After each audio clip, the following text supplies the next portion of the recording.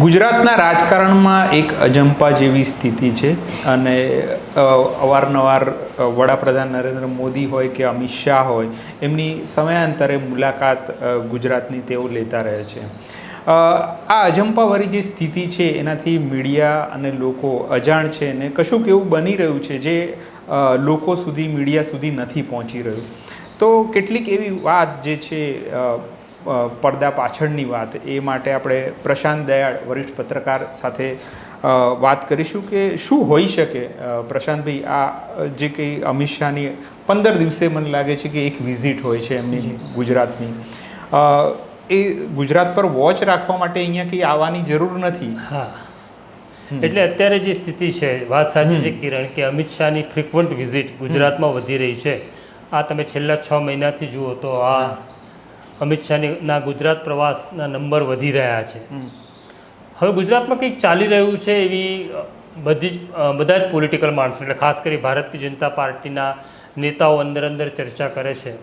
એ કંઈક થઈ રહ્યું છે, પણ શું થઈ રહ્યું છે એનો અંદાજ આવી શકતો નથી. એનું કારણ પણ એવું છે કે દેશ કે ગુજરાતના જે નિર્ણયો લેવાના હોય છે તે એ વર્તુળ જે છે એ બહુ સીમિત છે.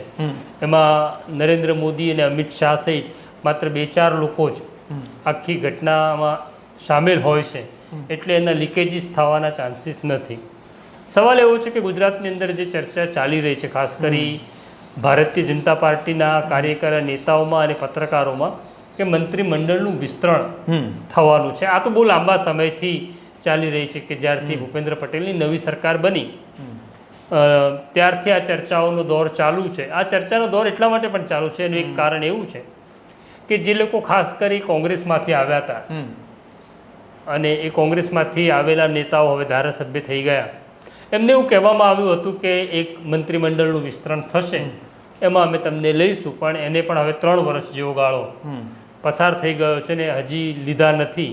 ત્યારે ફરી એક વખત બજારમાં દેશી ભાષામાં કહું તો પડીકું આવ્યું છે કે વિસ્તરણ થવાનું છે અને એના માટે આખી તૈયારી કવાયત ચાલુ છે.